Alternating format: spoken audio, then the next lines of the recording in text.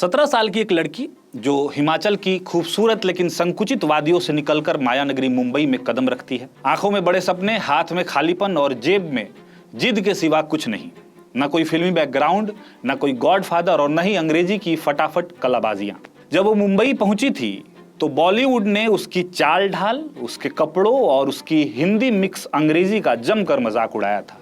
उसे नीचा दिखाया गया, उसे साइडलाइन करने की कोशिशें हुई, लेकिन वो कंगना रनौत ठहरी और उसने हार नहीं मानी। अपनी पहले ही फिल्म गैंगस्टर से लेकर फैशन तनुवेट्स मनु और क्वीन तक उसने पर्दे पर जो आग लगाई, उसने बॉलीवुड के बड़े बड़े दिग्गजों की नींव हिला दी। वो सिर्फ एक बेहतरीन अदाकारा बनकर नहीं उभरी, बल्कि वो भारतीय सिनेमा की उस करोड़ों मध्यम वर्गीय और छोटे शहरों की लड़कियों के लिए एक प्रेरणा बन गई जो पितृ सत्ता और पारिवारिक बंदिशों को तोड़कर आसमान छूना चाहती थी। कंगना का असली बागी रूप तब सामने आया जब उन्होंने सीधे बॉलीवुड के सबसे शक्तिशाली, उनके अनुसार मूवी माफिया से पंगा लिया। करण जौहर के चैट शो पर बैठकर उनकी आंखों में आंखें डालकर नेपोटिज्म का मुद्दा उठाना कोई मामूली बात नहीं थी।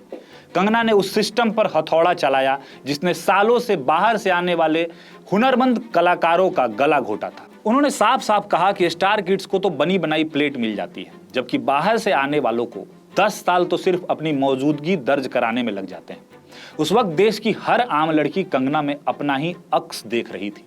एक ऐसी लड़की को देखना जो खुद को गर्व से देहाती कहती थी, अपनी जड़ों को नहीं भूलती थी और जिसने ये साबित किया कि छोटे कस्बों की लड़कियां अगर ठान ले तो पूरी दुनिया झुका सकती है। वो निडर थी, ढीठ थी और अपने हक के लिए किसी से भी भिड़ जाने को तैयार थी। फिर कहानी में एक दर्दनाक मोड़ आता है। जैसे जैसे कंगना का करियर बदलता है, उनकी आवाज का रुख भी बदलने लगता है। जिस बेबाकी को कभी आम जनता का समर्थन मिलता था, वो धीरे धीरे नफरत, निजी कुंठा और राजनीतिक चाटुकारिता का हथियार बनने लगी। जो कंगना कल तक खुद को समाज की रूढ़ियों का शिकार बताती थी, वहीं आज खुद बैठकर पूरी की पूरी युवा पीढ़ी यानी जेनजी पर नैतिक पहरेदारी करने लगी है। हाल ही में दिए गए एक बयान में कंगना ने आज की युवा लड़कियों की आजादी और उनकी सोच को सीधे तौर पर गटर कह दिया। उन्होंने जेनजी को गटर जनरेशन कह दिया है।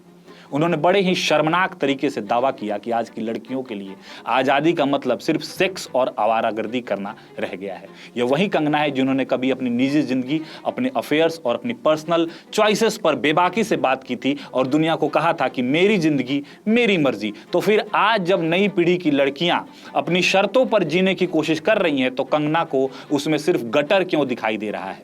जिस दौर में कंगना ने संघर्ष किया, तब अगर कोई मर्द या कोई बुजुर्ग उनकी आजादी को गटर कह देता तो क्या वो चुप बैठती?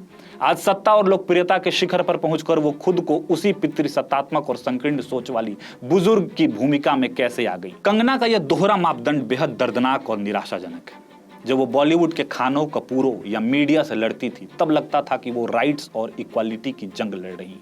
लेकिन आज जब वो अपनी ही आने वाली पीढ़ी की लड़कियों की आजादी पर हमला करती हैं, तो उनका असली चेहरा बेनकाब होता है। डियर कंगना, आप हम सब की फेवरेट रही हैं और इसलिए आपको यह कहते हुए अजीब लग रहा है क्योंकि आप जानती हैं कि आज की जेनजी लड़कियां सिर्फ सोशल मीडिया पर रील नहीं बना रही हैं, वो अपने मन की नौकरियां कर रही हैं, खेल के मैदान में मेडल ला रही हैं, सड़कों पर अपने हक की आवाज उठा रही हैं और हाँ, अपनी निजी जिंदगी के फैसले खुद ले रही हैं। और ये तो बेसिक है। अगर अपनी पसंद का साथी चुनना, अपने शरीर पर अपना अधिकार समझना और खुलकर जीना आपके लिए गटर है, तो फिर समझ लीजिए कि आपका अपना पूरा बागी इतिहास ही एक ढोंग था। सॉरी कंगना, विवादों से पब्लिसिटी पाना एक बात है, लेकिन दूसरों को नीचा दिखाकर खुद को महान साबित करना छोड़िए, हम क्या ही बोलें, क्योंकि आप इस तरह की बातें करती हैं तो दुख होता है। आप ही थी ना जो कहती थी कि कुछ डॉक्टरों की वजह से पूरा समुदाय खराब नहीं होता। तो फिर कुछ भटके हुए सोशल मीडिया ट्रेंड्स को देखकर पूरी जेनजी पीढ़ी और आज की लड़कियों को गटर कहना कहां तक सही है? अब आप एक्ट्रेस कम नेता ज्यादा लगती हैं। आपकी भाषा, आपका नजरिया बिल्कुल बदल चुका है। जो कभी लड़कियों के लिए आवाज उठाती थी और आज लड़कियों पर ही आवाज उठा रही है। आपकी कंप्लेन जायज है, ये वहां मौजूद चाहे लड़के हो या लड़कियां। अगर प्रधानमंत्री को अनाप शनाप बोल रहे हैं, फिर गलत तो है। और गलत को गलत कहना एक बात है, पर सबको ही गलत ठहरा देना थोड़ा अजीब तो है।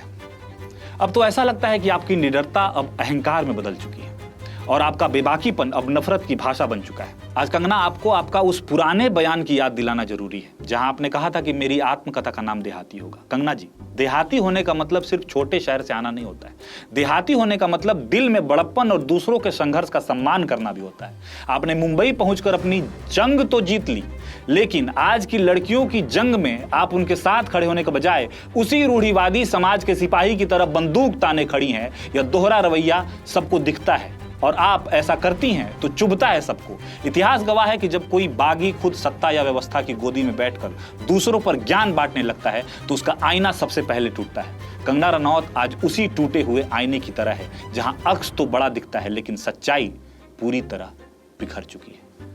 माफी के साथ सत्यम प्रियदर्शी बोल रहा हूं वीटी चोखा से। बहुत शुक्रिया।